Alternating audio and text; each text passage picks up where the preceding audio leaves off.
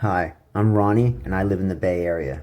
Years ago, I saw a video of Andrew Schultz claiming that New York City is the best place for comedy, and he proved it by performing 4 sets in one night. And ever since, I've been itching to attempt the same feat. Now I have my chance. My work sent me to New York City for training to be the watchmaker's assistant. I'm gonna push myself for the next 3 months. Join me and witness my evolution. How's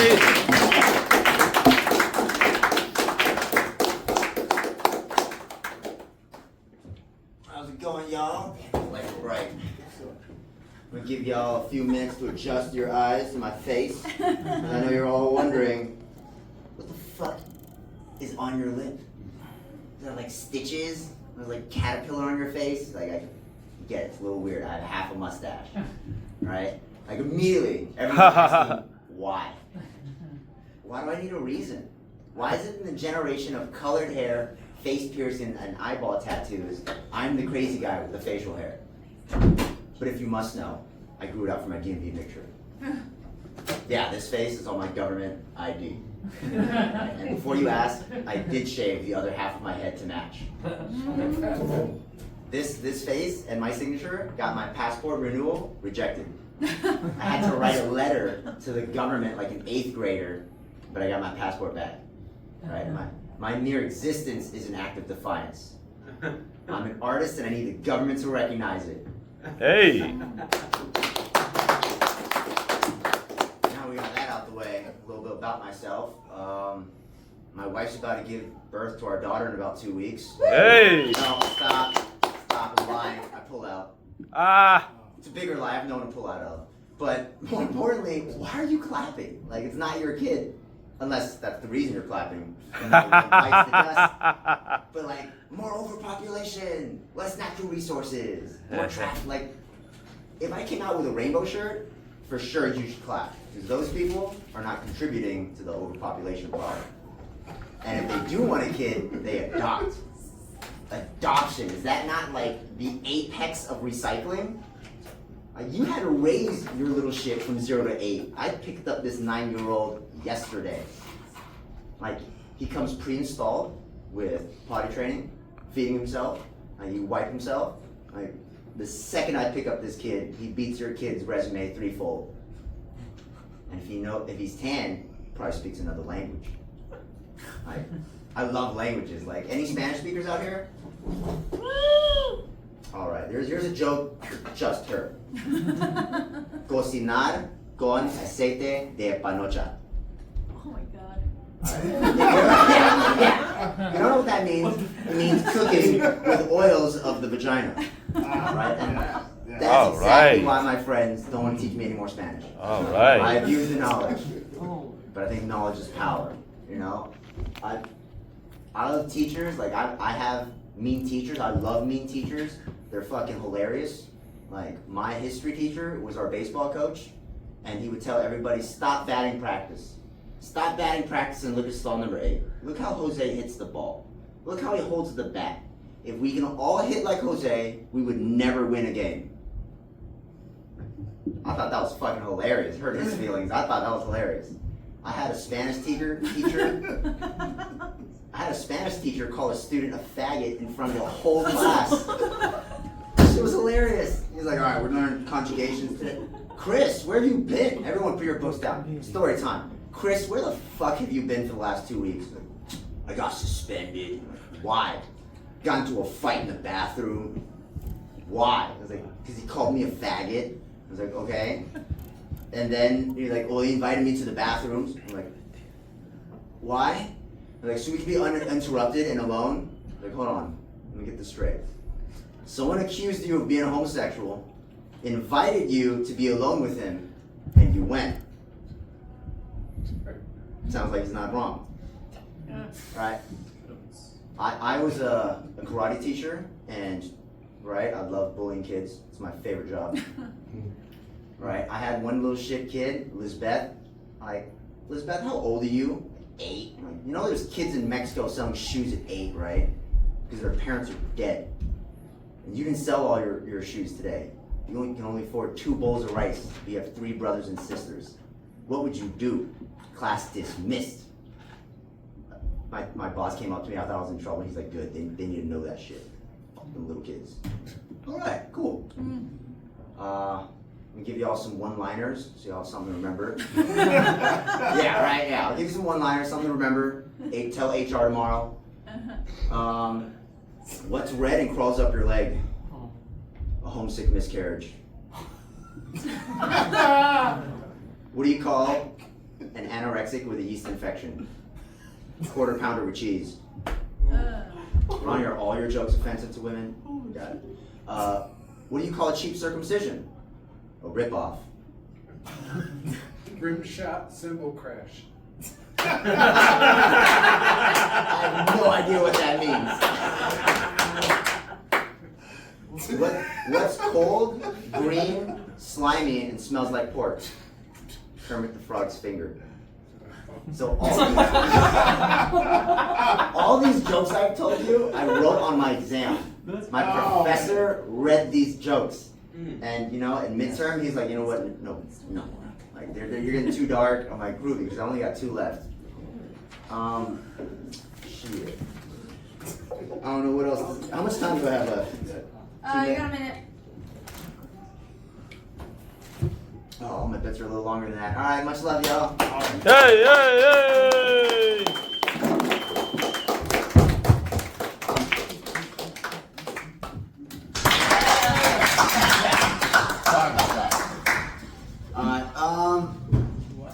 No, I'm not gonna talk my half mustache. I know that confuses most of you, but I already did that set. It's on the shelf.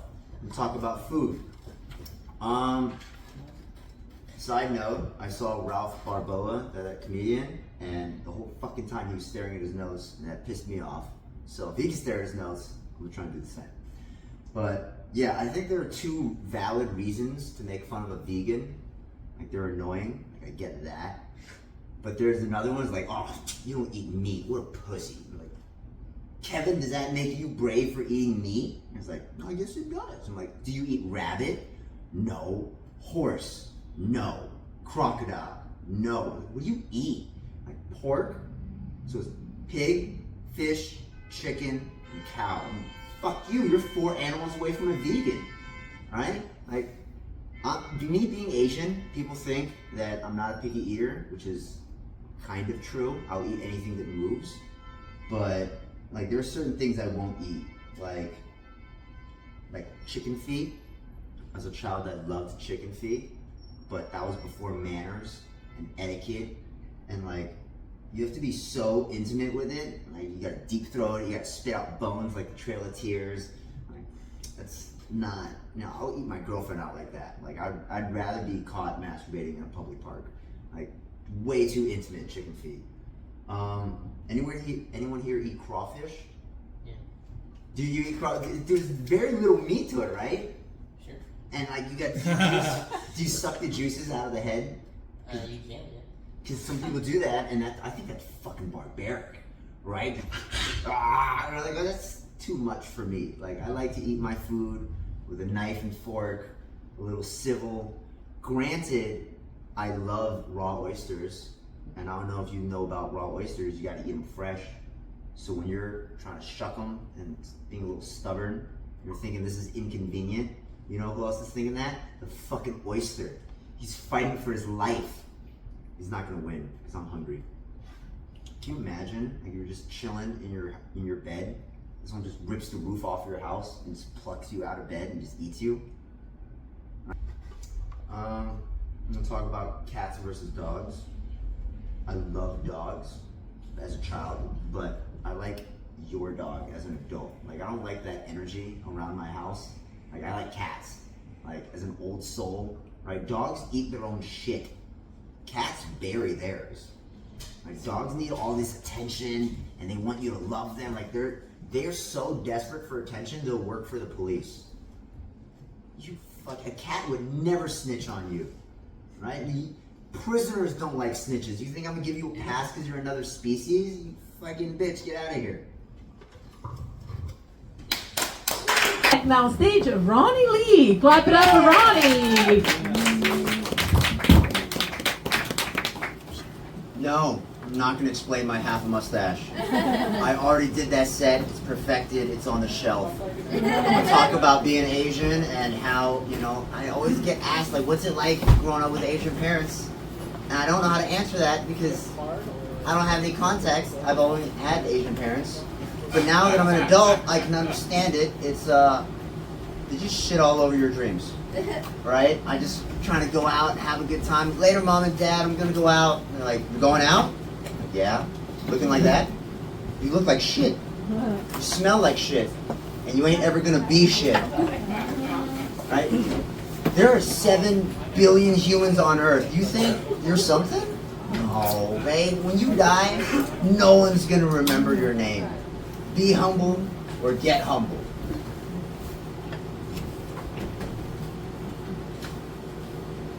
Yeah, your dreams are dumb, your goals are stupid, and your dreams are unachievable by you. Your future is questionable at best. I was like, all right. He's like, I just thought you need a reminder. I'm like, all right, Dad, love you, thanks.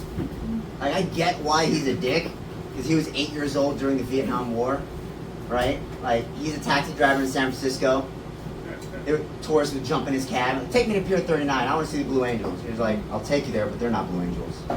They're all confused. We're tourists. There's signs everywhere saying Blue Angels, the pier. Like, no, do you see missiles on them?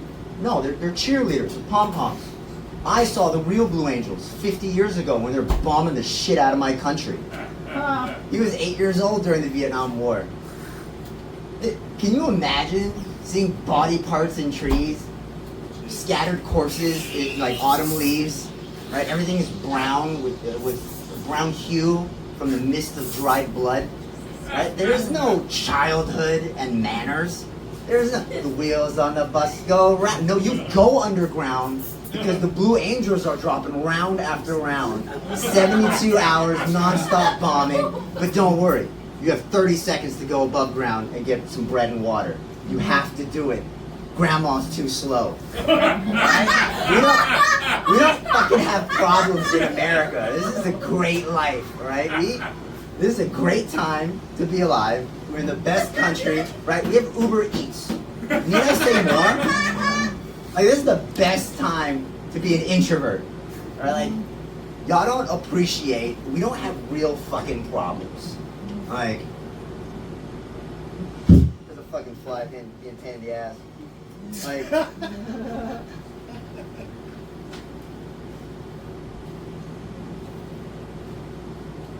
this is a new bit. Like, most of us will die without ever seeing the white of human bone, which is good, right? That's a good thing. That's why our grandparents came here, so we can join the winning team. Now we get to be the ones dropping the bombs. I'd rather punch than get punched. And if this bit makes you uncomfortable, good. Art should comfort the disturbed and disturb the comfortable.